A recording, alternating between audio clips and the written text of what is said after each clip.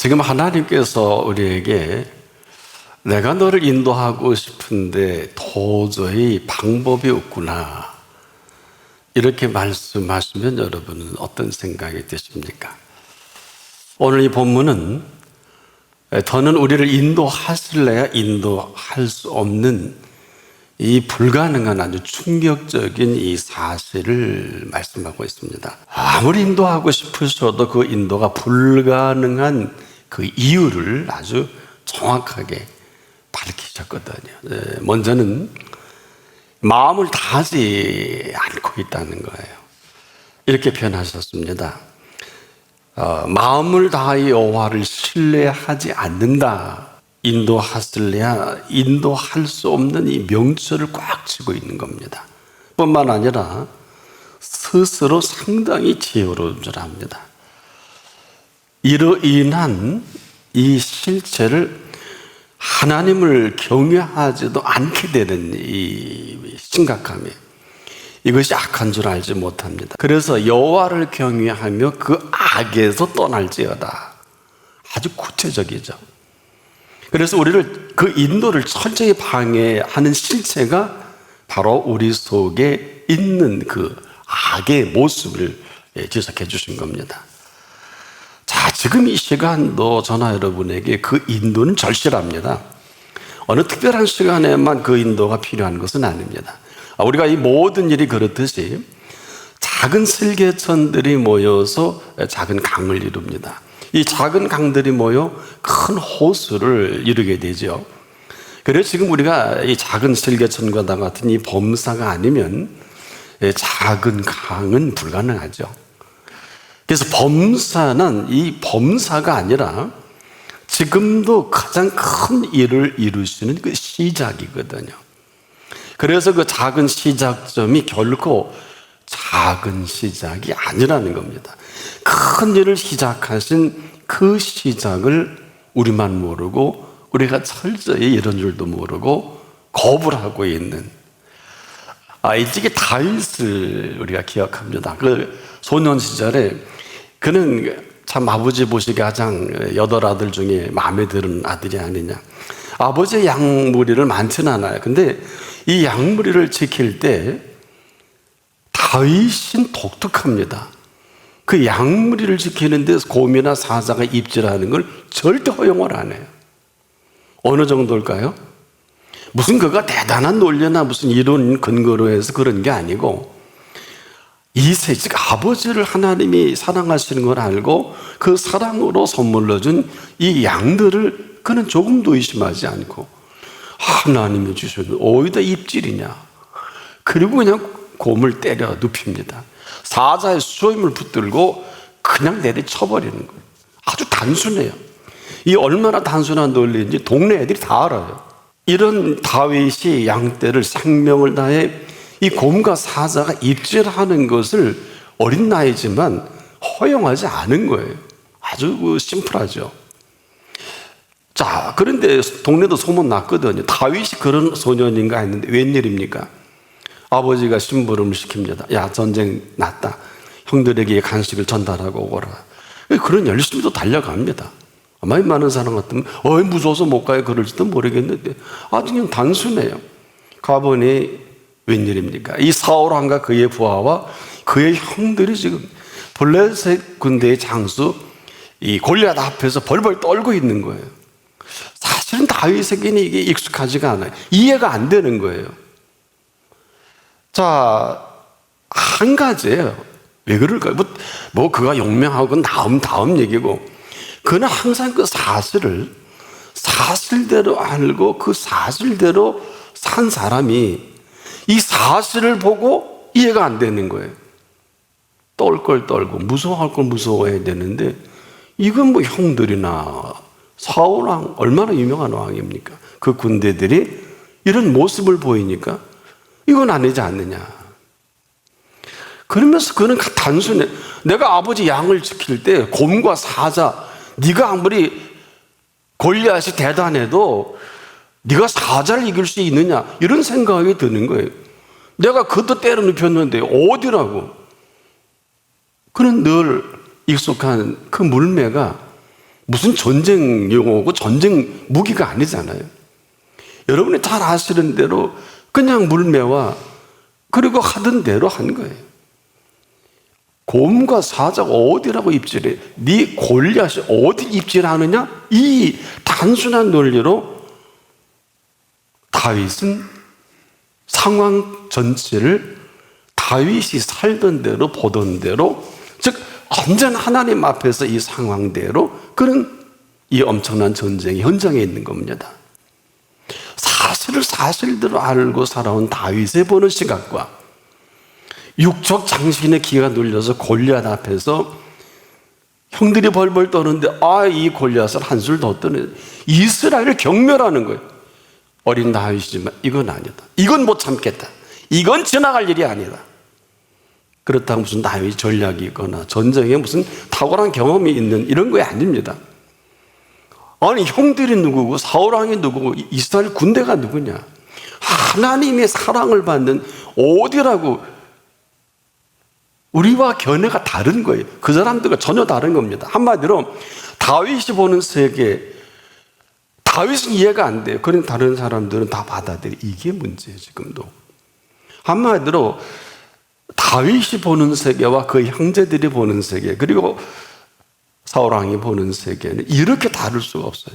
같은 형제들이 흉내라도 내야 될 거 아니에요. 야, 그래, 다윗 넌 맞다. 엘리압은 야단까지 있으면 빨리 조금만 가 집에 가라고 혼쭐 냅니다. 다윗이 그 말에 갈 이유가 없잖아요. 왜? 이미 형들도 아닌 걸 아니까. 형제라도 아무리 막내라도 아닌 건 아니에요. 그런 건 그런 겁니다. 왜? 하나님 앞에 있다는 것이 이렇게 자기의 정체성이 아주 분명한, 말 안 듣자. 들을 말을 다 듣지만 이게 들을 말이냐고요. 아마 그랬을 거예요. 형님, 잠깐 봅시다. 아니, 우리 나까지 8 형제가 이게 될 말이요? 어디 떨어? 빨리 집어라! 막 그랬을지도 몰라. 근데 형을 잘 알죠. 들은 척도 안 합니다.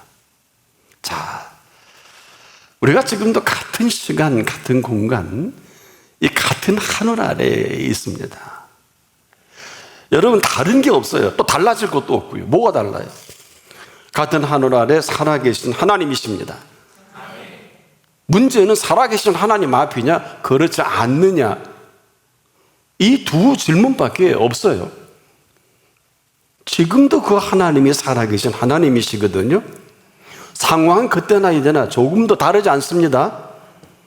뿐만 아니라 이 범사에 일어나는 모든 일을 주관하시는, 범사의 이 모든 일들을 그 뜻대로 이루시는 하나님이십니다.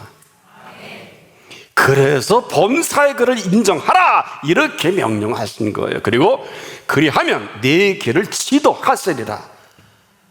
이 사실이 여기까지. 우리가 생각하는 범사가 아니에요. 우리는 지금 범사, 하나님이 마음에 드는 것만 범사하지 않습니까? 이건 그런 것만 인정하고 사는 우리를 보다가 그분의 인도가 불가능해진 오늘 우리들의 실상이기도 합니다. 한마디로 내가 아는 범사, 이건 하나님의 범사가 맞을 거야. 저건 아니야. 그럴 수 있잖아요. 이건 내 생각이죠. 그걸 인정하기 참 힘들지 않습니까?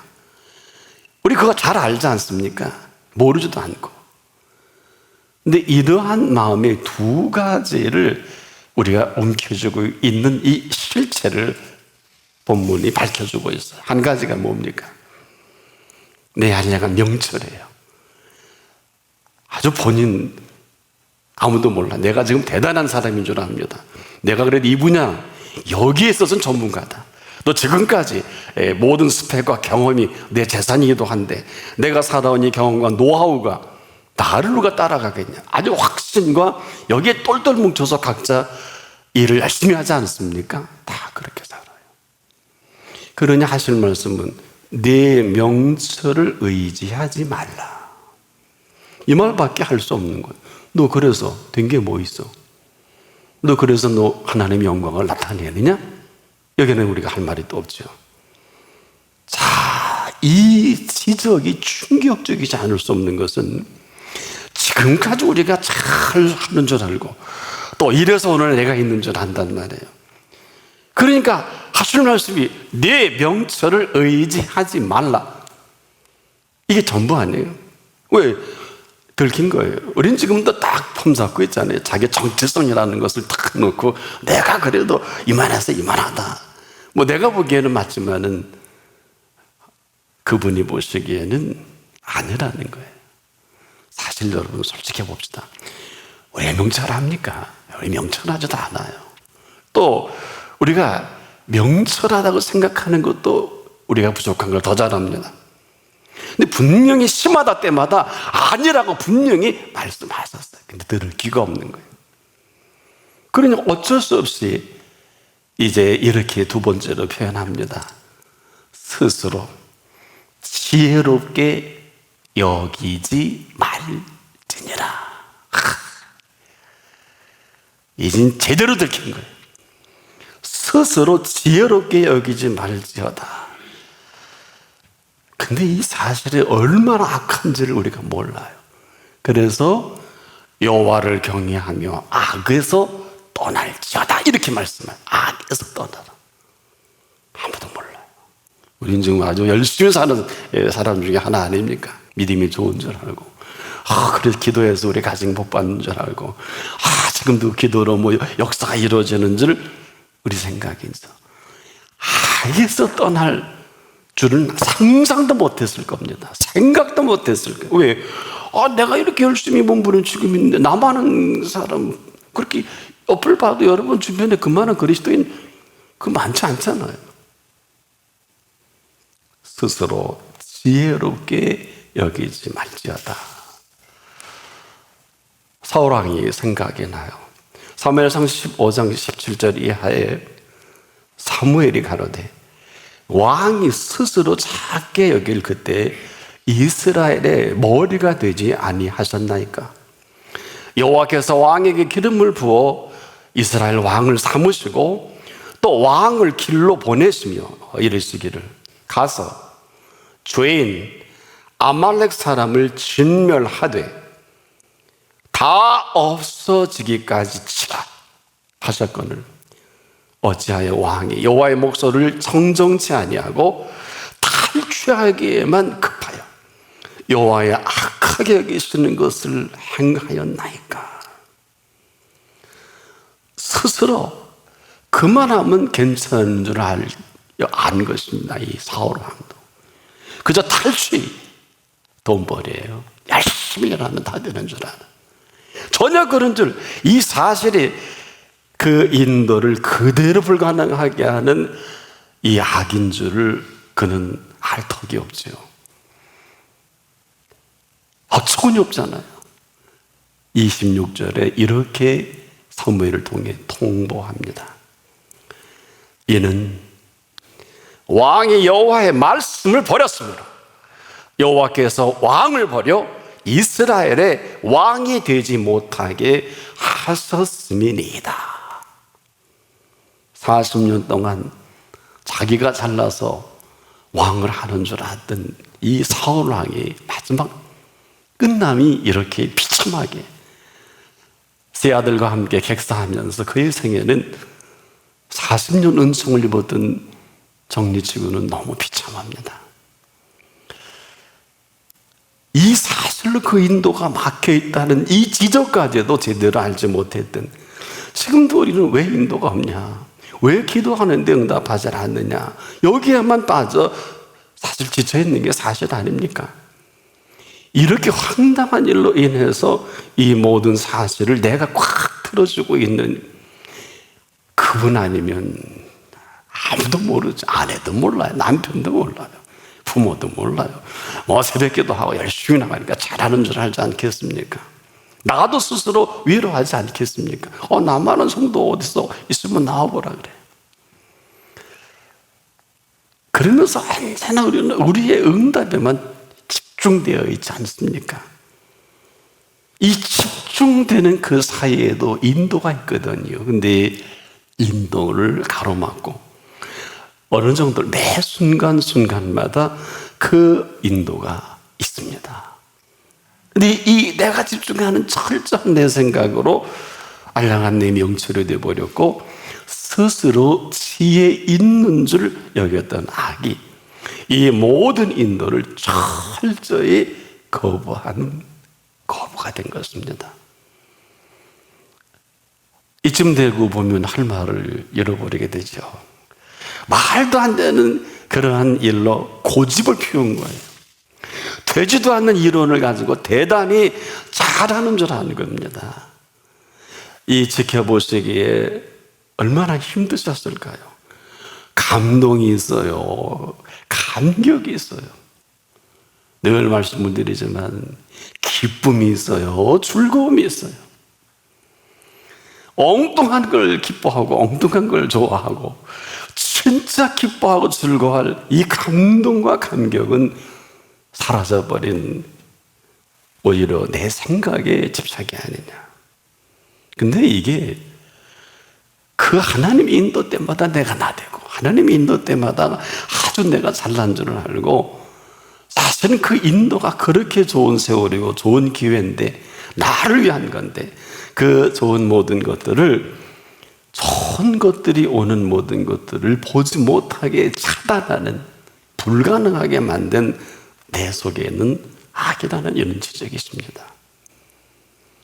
근데 그래서 참 긴장과 안타까운 거거든요.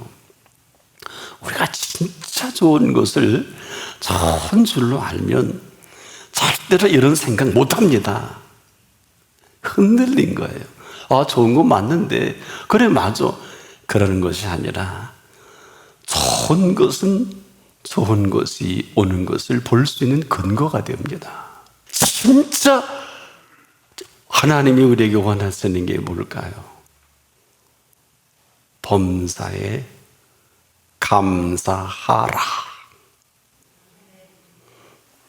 보기에 좋은 것만 검사하지 말고 너 돈 응답받고 병나고 합격하고 너 잘난 것만 감사하지 말고 범사에 처음부터 끝까지. 예수님이 왜 내가 처음이요 나중이라 그러셨을까요? 나는 알파 오메가 이 어마어마한 진리를 정말 제대로 아는 분이 몇 분이나 될까요? 내 속에 있는 이 악이 그 좋은 것들을 철저히 거부해버린 그 좋은 세월, 좋은 기회, 그냥 세월만 허비해버린 꼭 사울왕과도 같이. 그럼에도 오늘 이 시간 이런 말씀을 들려주시는 건 기회입니다. 아직 끝이 아니라는 메시지입니다. 이대로 생각을 마감할 수밖에 없는 사울왕, 이스라엘 백성, 어쩌면 우리인지도 모르겠습니다. 그럼에도 이 시간은 다시 기회를 주신 시간입니다.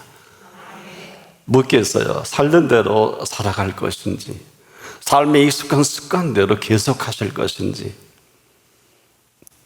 내 명철을 언제까지 고집하시겠습니까? 또 스스로 지혜롭게 여긴 악도 이만하면 되지 않았을까요? 이 시간은 우리 인생에 정말 파이널 초이스가 아닐까, 마지막 선택이 주어진 시간이 아닐까. 다시 기회 주신 것은 큰 행운입니다. 행운은요, 지나가면 가장 불행한 것을 말합니다. 아직 지나가지 아니한 행운이라면 지금도 모든 범사는 활짝 열려져 있습니다.